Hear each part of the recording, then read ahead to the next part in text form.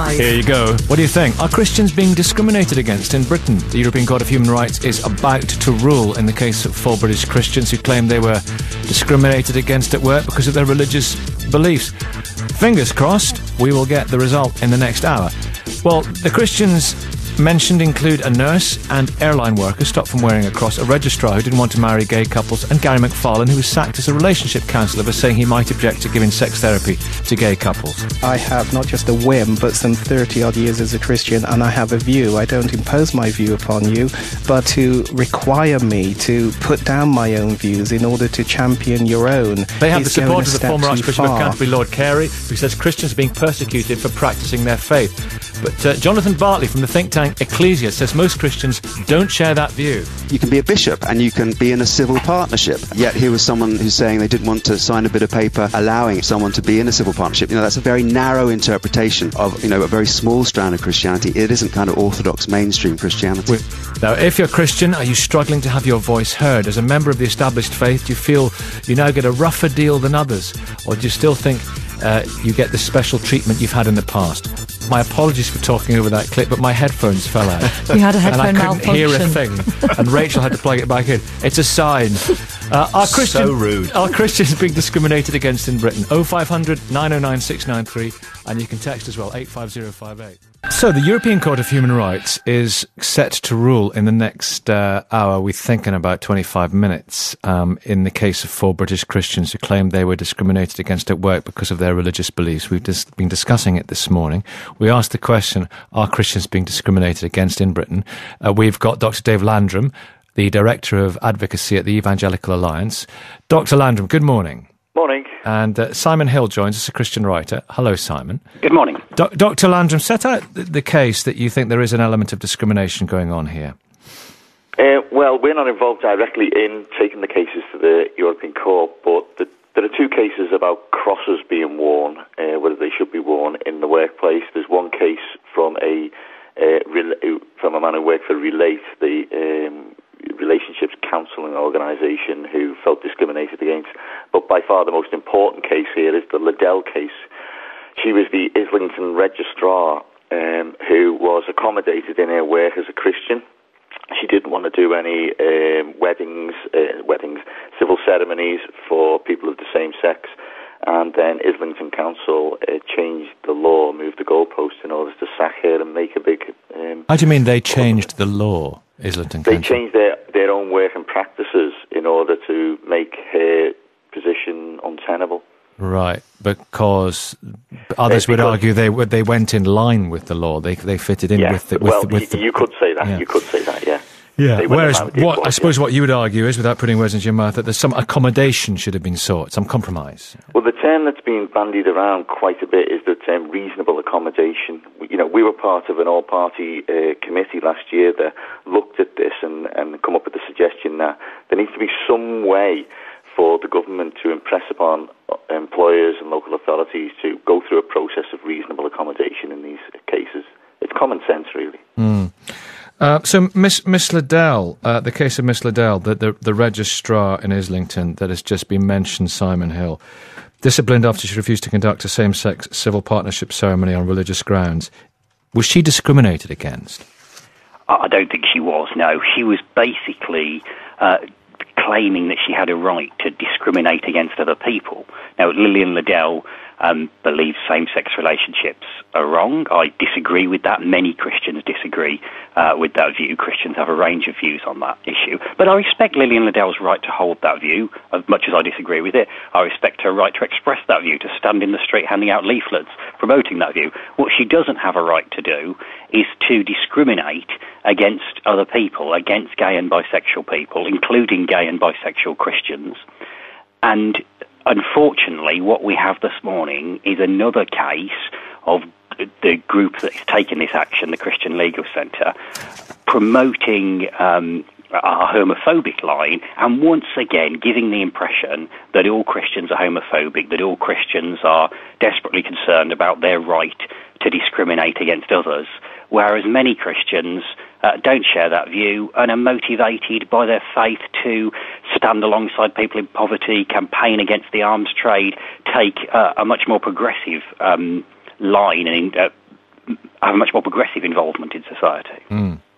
That's an interesting perspective, Dave Landrum, that he says, Christians who are claiming that they are being discriminated against are merely claiming the right to discriminate against others. Well, we discriminate every day. Discrimination's part of life, but it doesn't have to mean that it's oppressive in any way. I mean, I have to discriminate whether I cross the road when there's traffic in front of me. Discrimination is, you can't take discrimination out of life. What we're looking at here Are you playing with language just a little bit? Let's have a little semantic dance here. If you're discriminating against somebody's right to have a civil partnership, which is enshrined by law, that's very different from making the choice as to whether you dodge a bit of traffic. Yeah, but this is a two-way street, isn't it? Religious liberty, it also needs to be respected as well. If people have beliefs that come from their core, their core beliefs drive their actions. Christians are in a lot of jobs today, such as the police, such as politicians. Christians do what they do because they're Christians. It's what compels them to do what they do. And, the law needs to account for that. And not just Christians, Muslims or people of other religions as well. They do what they do because of their religious beliefs. And to just, put that to one side, it's not reasonable. Simon Hill. Christians are motivated by their faith. I completely agree with that point. My faith motivates me to work for a fairer society, to campaign against government cuts that hit the poorest people in society, to campaign against high military spending at a time of austerity. There are Christians in the last few years in Britain who've gone to prison for taking direct action against the arms trade, for taking direct action at nuclear weapons bases. And as Christians, we will be in conflict with the dominant values of society. Unfortunately, some Christians, such as Lillian Liddell and the Christian Legal Centre... Here's the ruling. Sorry? Here's the ruling. Okay. It's just coming through. British Airways employee Nadia Aweda suffered discrimination at work over religious beliefs, the European Court of Human Rights has ruled. The other 3 cases have been rejected. Well, I'm pleased to hear that those who wanted the supposed right to practice homophobic discrimination have not won their cases, because there is no right to discriminate against others. She is the BA worker from Twickenham, southwest London, who was sent home in 2006 after refusing to remove a necklace with a cross. A quick reaction from you, Dave? Not surprised in any way, shape or form. Really, the cross case was a bit of a distraction in all of this. I mean, it's important. Are you disappointed then? Pardon? Are you disappointed?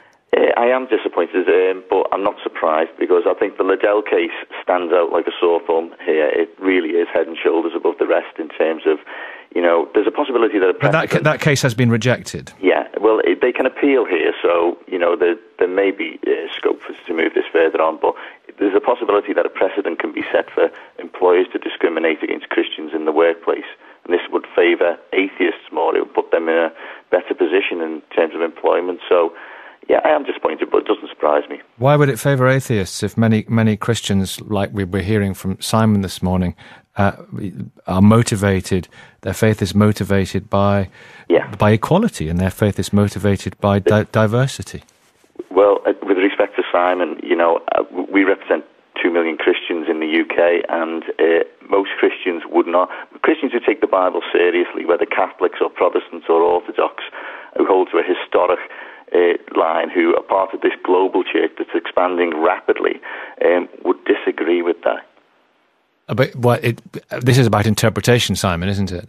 I find it very offensive to be told I don't take the Bible seriously. I take the Bible as seriously as any Christian who's gone to the European Court of Human Rights today. There are different interpretations of the Bible, just as there were 200 years ago when some people used the Bible to justify slavery.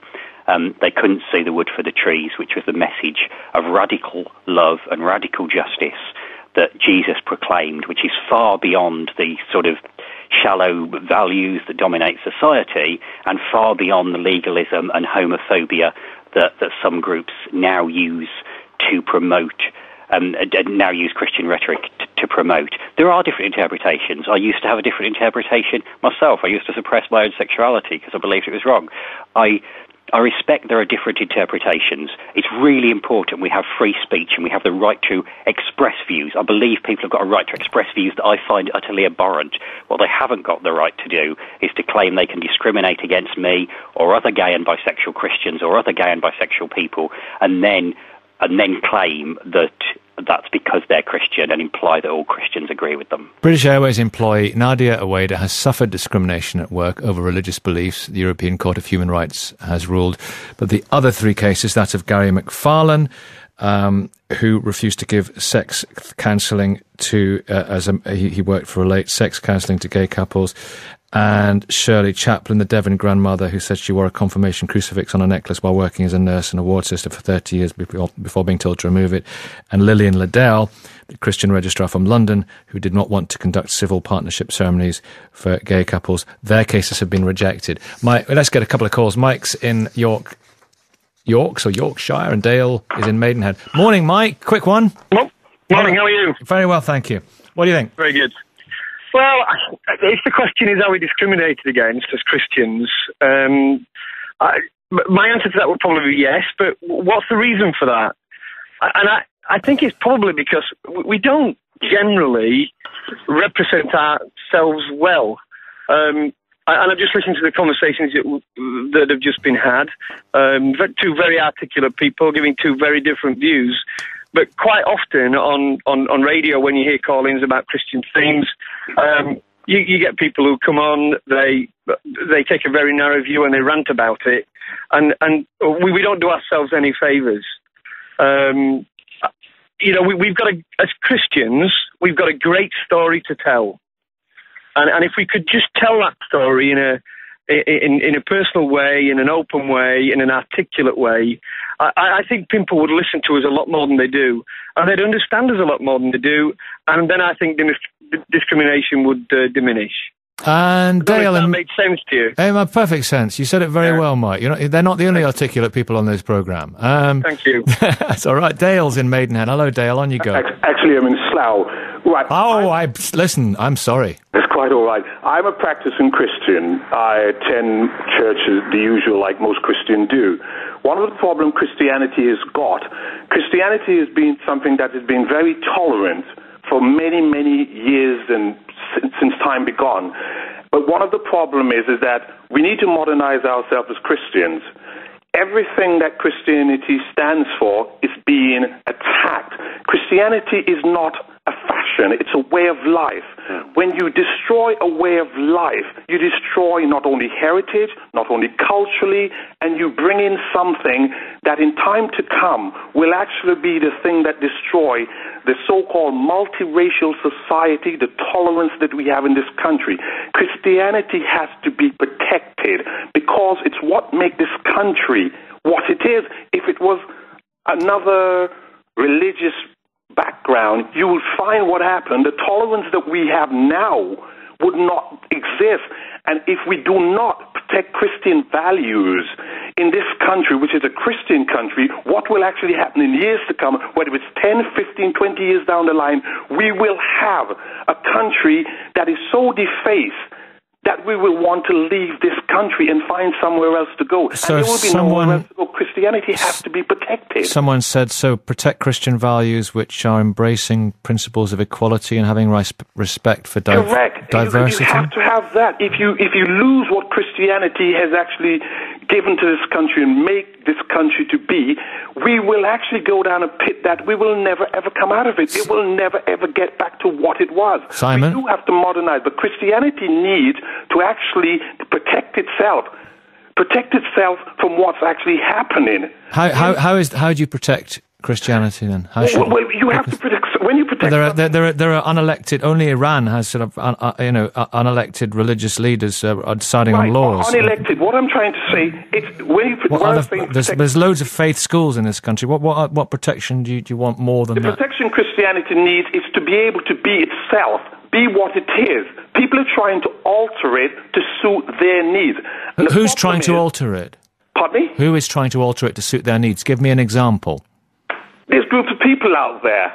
I don't want to pick on any individual people. What happened? What has happened? Christianity become a thing where if you attack Christianity, other groups of people can stand behind the attackers and get to where they want to get to. All right, I will go further. A lot of the time where they're talking about gay this, equal rights this and that, you find they do not attack the Muslim faith first or the other faith. It's Christianity. We are a Christian country, and what we need to do is to actually protect that side of it. Say to people, look... Okay. Simon Hill, do you want to respond to this? Then we'll take the travel news and regroup. Simon Hill. Sure.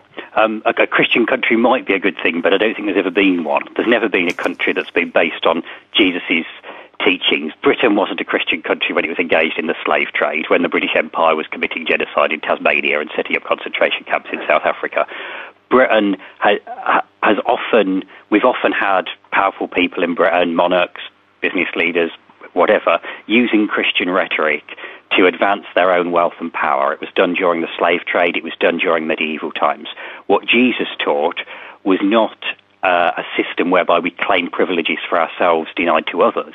It was about loving our neighbours as ourselves, living in equality, relationships based on love. That is a much harder demand than following a set of rules, and it is a much harder demand than living by the values of our society, whether the supposedly traditional ones or the consumerist values we have now. OK, there has been a wicket in the cricket. We'll come to that in just a second. More of your calls, more of your thoughts coming up as well. At 9:21, here's Michelle. OK, we've got Tony in Hereford. Hi, Tony. Mohammed in Watford. We've got Dr. Dave Landrum and Simon Hill. Let me just, if you'll give me a second, and we've also got John in Harrogate.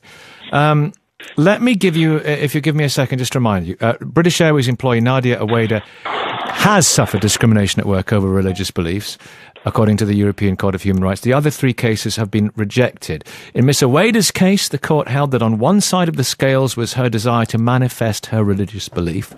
On the other side of the scales was the employer's wish to protect a certain corporate image. While this aim was undoubtedly legitimate, the domestic courts accorded it too much weight. Now, the ones who lost, as regards Miss Chaplin, the importance of her being allowed to bear witness to her Christian faith by wearing her cross visibly at work weighed heavily in the balance. However, the reason for asking her to remove the cross, namely the protection of health and safety on a hospital ward, was inherently more important than that which applied in respect of Miss Aweda. The hospital managers were well placed to make decisions about clinical safety. In the cases of Ms Liddell and Mr McFarlane, it could not be said that national courts had failed to strike a fair balance when they upheld the employer's decisions to bring disciplinary proceedings. In each case, the employer was pursuing a policy of non-discrimination against service users, and the right not to be discriminated against on grounds of sexual orientation is protected under the Convention 1 under Articles 43 and 44. I hope that's useful, gives us an idea of why this judgment. Tony in Hereford. On you go, Tony. Hi. I'm not so sure whether actually my comments are going to come down on this one at all, but as far as I'm concerned, there shouldn't be there's no such thing as religious discrimination, because from what I understand from delving into religious books of all persuasions, they are just that. They are storybooks. And if people put too much store on them and come up with these religions, then I do question some people's intelligence, because like any story, it is, as it's told, it gets bigger and bigger by every telling. So I don't think there can be such a thing as religious discrimination. People either don't want it or they do. Interesting view. Mohammed in Watford, what's your view? Hi, Nicky. Thanks for having me. Just wanted to basically bring up the desire to speak on behalf of Christians, basically, because it feels like to me that Christians out there, when this sort of case came to light, Christians weren't making much of a stance, standing up for their religion. And I feel as a Muslim that I need to get that view out there, that as a Muslim, I go to work, I wear my hat, no one tells me that I'm not allowed to wear my hat or keep a beard or anything and go to work, isn't that manifestation of my religion? Well, yes, but you see, she won, Nadia Aweda, the BA worker. This is right. I know, and I'm pleased for her. Well, but the other three lost. Did you follow it? Yeah. Did you follow when I was reading the judgment there? Did you follow the arguments? I did, yeah. I understand the case in the clinical sort of side of things for Shirley Chaplin. But for Nadia, I think, if she wanted to show her religion by wearing a cross... Well, she's won. Which is wonderful, and that's good. Right, okay. And do you understand, Ms Liddell and Mr McFarlane? It could not be said that national courts had failed to strike a fair balance when they upheld the employer's decisions to bring disciplinary proceedings. In each case, the employer was pursuing a policy of non-discrimination against service users. Do you understand that? They refused to do their job, essentially, for gay people, and that it's the law that they should, so tough. Do you understand that, Mohammed? I do understand that, and I believe that if that's a religious thought that they carry, then that's something that, then they shouldn't be working in that sort of environment. Then I don't think that, they should have to, conduct marriages for, homosexuals, gay couples if they feel that that's something that's against their religion. So they shouldn't be pushed to that extent. Mm-hmm. So there is a balance there. Mm. Is there a balance, Simon? Well, I think what we've seen is that the court are upholding what many people will respect, which is that those people have the right to hold their views, but they don't have the right to go and discriminate against others. This isn't a matter of gays versus Christians. Gay Christians, bisexual Christians would lose out if Lillian Liddell and Gary McFarlane are allowed to discriminate against. Had the ruling gone in favour of all four of these people, what would the implications have been? Well, can I just add there? If Liddell would have won her case, not a single same-sex couple would have been affected anywhere. So there's a real lack of common sense here. Well, that's interesting. The government talks about equality and diversity quite a lot, but we need equality and diversity. There's a diverse community out there. You just had a Muslim caller in trying to support where Christians are because he understands the implications for religious freedoms. The problem we've got is that the law is set against a true expression of religious freedom in the UK, and that can be done graciously, that can be done respectfully, but we need to accommodate reasonably religious identity, religious expression in our laws.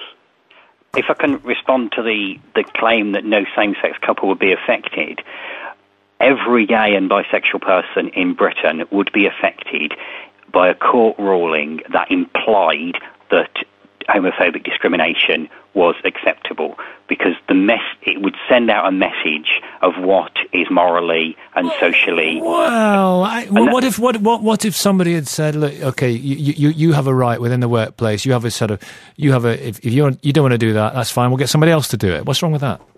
I think that there can be those sort of accommodations. I wish the Lillian Liddell case had never gone to court. If Islington Council had accommodated her, I wouldn't necessarily have a big problem with that, especially as she was working there before civil partnerships came in. But actually, we're not really talking about Lillian Liddell's conscience on every issue. I mean, I've always wondered how would she feel about marrying a couple if she had other ethical objections to the wedding, if they were planning an open marriage or something, which she'd presumably object to. It did seem to be same-sex couples which prompted her opposition, and that suggests it isn't just about living out ethical principles in her work. It is about a particular view of same-sex couples and of their rights in society. All right, thank you very much for now. It's 9:31. We've got the inflation figure. British Airways employee Nadia Aweda suffered discrimination at work over religious beliefs. The European Court has ruled in the last 20 minutes or so. The other three cases that we have been talking about this morning have been rejected. The ruling itself is what is on the agenda, and the bigger question as to whether Christians are being discriminated against. We've still got Simon Hill, the Christian writer. We've got Alan Craig as well, Christian campaigner, former leader of the Christian People's Alliance. Alan, good morning. Good morning to you, Nicky. How are you going? Very well, thank you. Anne's in West Sussex, John's in Harrogate. Anne, good morning. On you go. Oh, good morning to you, Nicky. I think there is discrimination coming in against Christians, but I remembered, and I said to the lady on the phone, a few years ago, I wanted to get married to my husband, and we went along to the Church of England, and my husband had been divorced, so they wouldn't marry us. So we walked away. We were very upset, but we went along to the Methodist Church, and we were married there. We didn't think that we'd got to take on the might of the Church of England or expect them to change to suit us, because we wanted it. And I think, there is a situation today that there are, across the country, many different churches that will marry people with different views.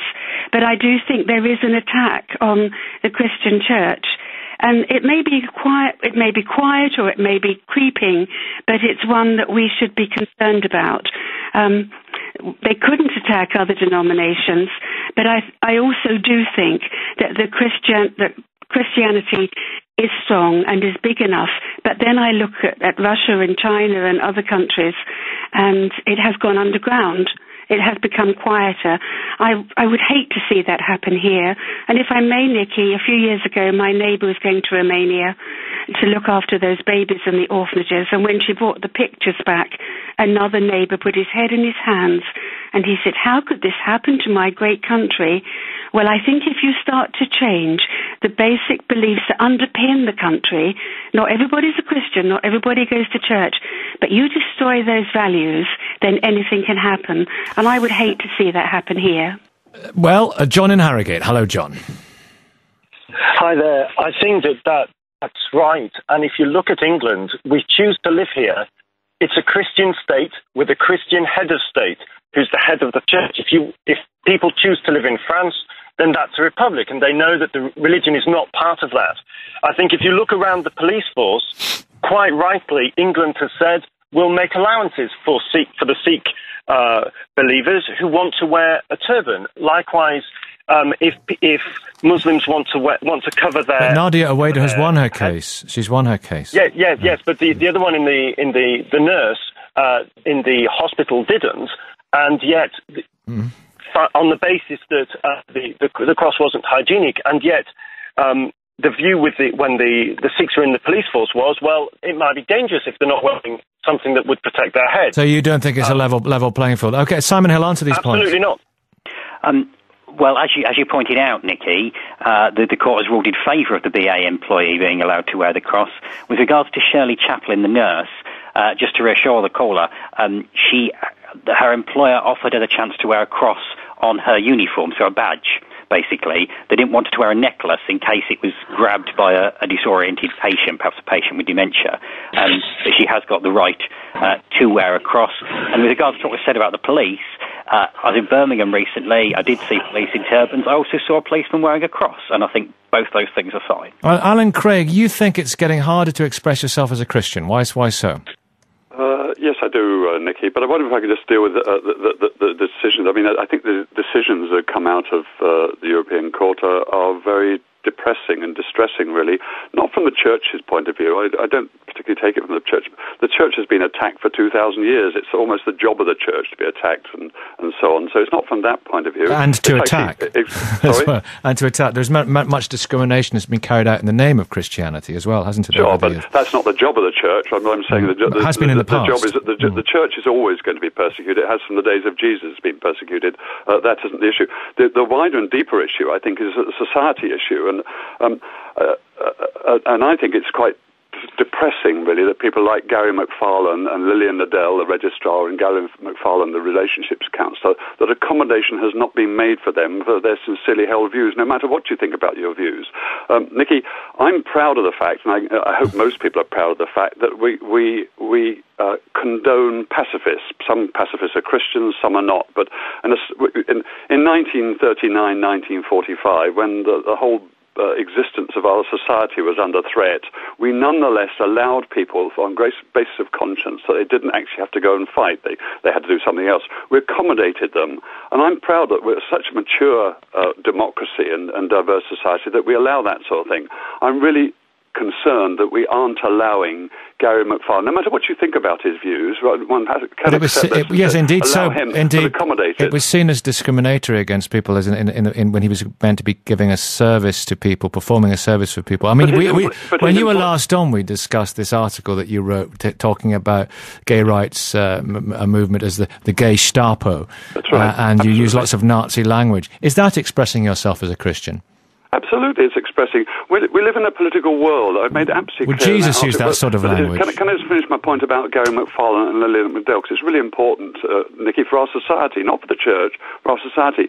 If we can't accommodate, if our employers couldn't say to them, yes, we're not going to, if you don't wish to actually give advice, or in the case of Lillian Adele, do a civil marriage for this particular couple, we can, under most circumstances, accommodate that, and we'll put you on a different shift or under different circumstances.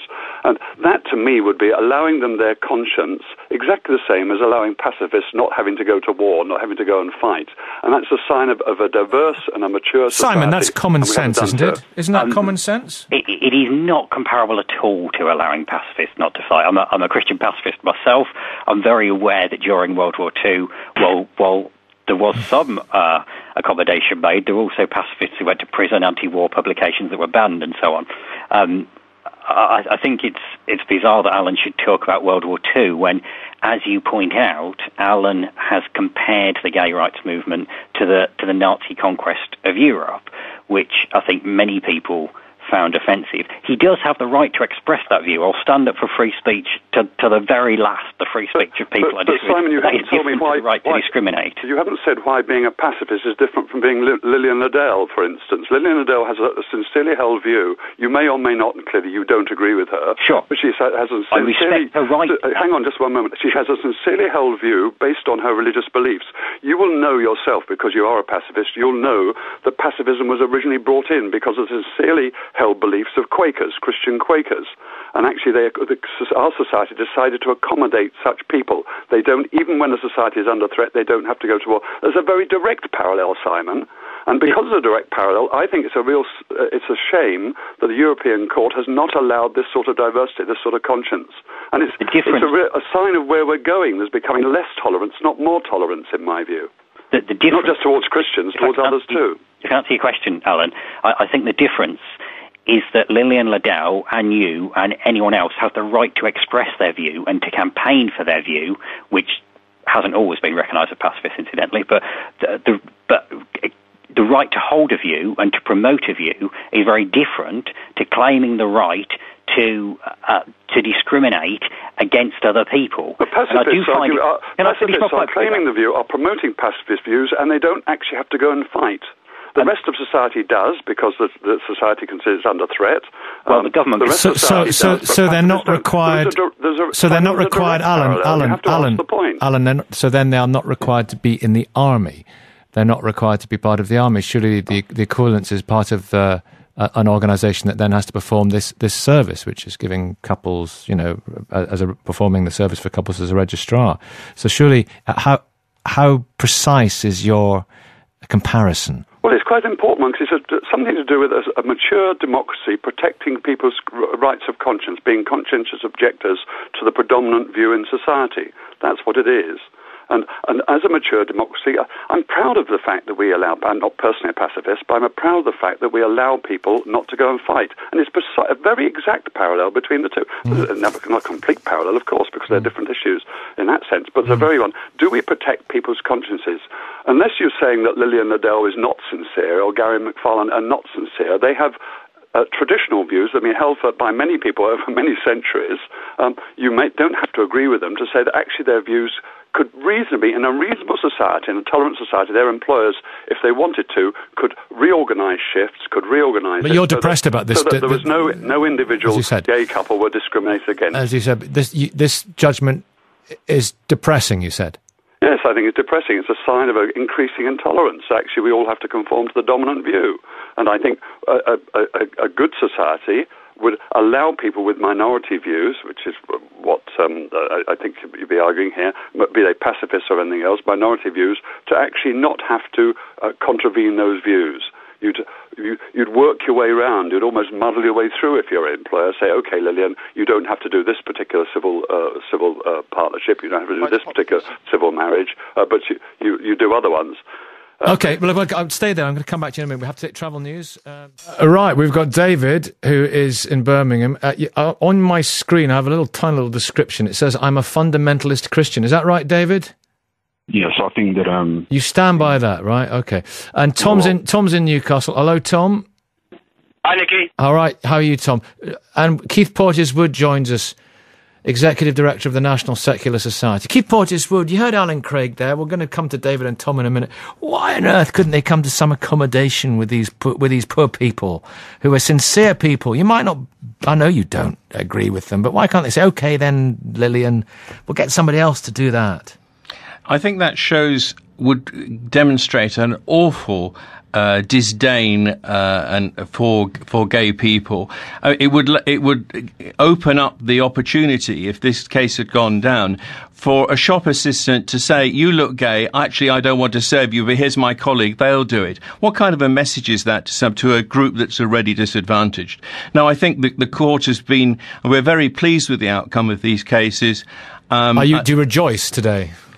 Yes, indeed. Absolutely. And I think that although the Ladaley case, I beg your pardon, the Iwida case was upheld, that's with the BA Cross, it's almost been cancelled out by the nurse who wanted to wear her crucifix despite the health and safety implications of that. It would have been a disaster if the European Court had upheld that, and I think it's been very sensible. Listen to David then. David, say your piece and Keith will respond. Yeah, well, I think that the reason why the Church of England people are deserting it and the other churches, the Pentecostal churches, are growing is because this homosexual agenda, the attack on the family, feminism, are all the things that are gradually... Feminism. Tell me about the threat. Tell me about the threat of feminism. Well, if you, for example, one of the politicians the other day was vehemently promoting women's flexible working and going out to work. And really? That's gradually destroying the family unit. Children are supposed to be brought up by their mothers, not put into schools where they're taught homosexuality and what about? How do you feel about women being educated and going out and getting degrees and then getting jobs and so forth and being in the workplace and having children later on in life? How do you feel about that? I think women working is gradually making the family, destroying the family. Men are the leaders of the head of the household. That's what it actually says in the Bible. And Paul's letters and all that. Yeah. Yes, and the homosexual agenda is another thing that gradually... The feminist agenda, the homosexual agenda. Anything else on the list? Feminism? Homosexual... what else? Well, you can see from what's happening in society and the gay bishops and all that sort of thing. They want to destroy... Human rights is a man-made concept. It's not made by God. We're supposed to live by God's laws.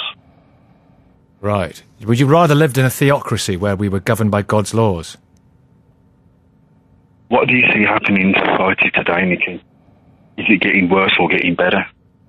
Anything a politician tells you, does it make the world a better place? Well, would you rather live in a theocracy where we are governed by the laws of the Bible, that they are the laws of the land? You know, sort of, I don't know, a Christian equivalent of what you see in some countries which are Muslim or purport to be Muslim. That's not the question. The question is... I'm sorry, it was the question. Are you trying to push Christians out of mainstream society? No, I'm asking if you would like Christianity pushed back into mainstream society by the fact that we were governed by biblical laws. You seem to be saying... This country was founded on laws which come from the Ten Commandments. And since the 1960s, with all these false academics promoting paedophilia, promoting underage sex. It didn't say anything about paedophilia in the Ten Commandments, did it? Which is something that a lot of people question. I don't know, Simon Hill, you're at the other end of the spectrum from our friend David, I think. Well, David may be a Christian fundamentalist, but I think the Taliban would find many points of agreement with him. I'd refer, David, to Jesus' teachings, which suggest that the laws of the Old Testament don't go far enough in that they're rigid rules, they can be exploited, they can be used hypocritically, and Jesus talked about living by love. Jesus came to forgive people. Sorry? Their sins. He never came to tell them to carry on sinning. He didn't. If you'd let me finish, David, what he did suggest was that what matters is how we live our whole lives, not following a set of rules. It's about living by love. Paul talks about living by the Spirit. The letter kills, but the Spirit gives life. And I think living by God's Spirit, living by love, is a challenge to living by a set of rules and a challenge to sort of selfish values that dominate a consumerist society now.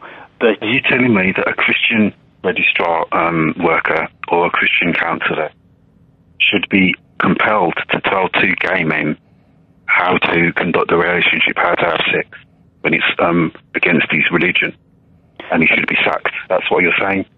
What I'm suggesting is that you agree with what the court decision is, so that is what you're endorsing?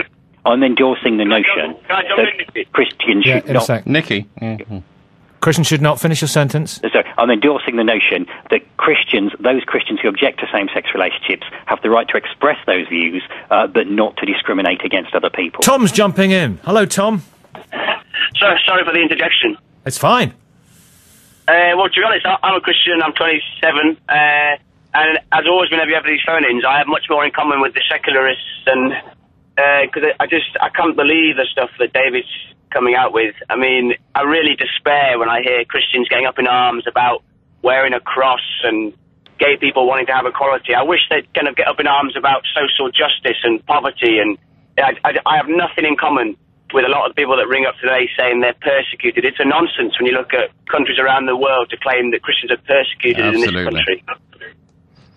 Nicky, the reason that we actually made the National Secular Society made the intervention was that we wanted a society where everybody is treated equally, and I think that Britain can pride itself on being equal. Britain can pride itself on having one of the most equal societies in the world, one with the greatest religious freedom, and as it happens, one with the most religiously varied. Why did the Catholic Adoption Agency be not able that's a huge issue. But you said, David said, men are the leaders of the family. He hasn't been to my place, I tell you. Well, Alan, do you want to come back in? You've not heard from you for a while. I disagree with Keith. I think, as I was saying earlier, this is a step away from tolerance. There could have been a reasonable accommodation to allow people who no longer have a mainstream view of things, but have a sincerely held conscience. As there could have been an accommodation by the employers of Lillian Liddell and indeed by Gary McFarlane, whereby they could hold to their sincerely held views and continue to do the job.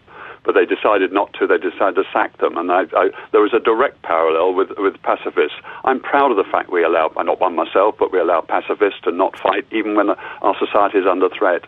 And yet we can't even accommodate these two people. They go there, and now the European Court has ruled against them. All of what you said earlier.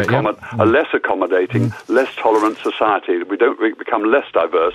People are forced into one particular point of view. Thank you, Alan. Thank you all very much indeed. Listen, we're getting reports of the death of a British man in Kenya. The Met Police has confirmed the death of a special constable on a visit to Kenya. Jamal Moga, I hope that's the pronunciation, 26, M-O-G-H-E, was a member of police staff at a West London police station. He also worked as a special on Brent Borough.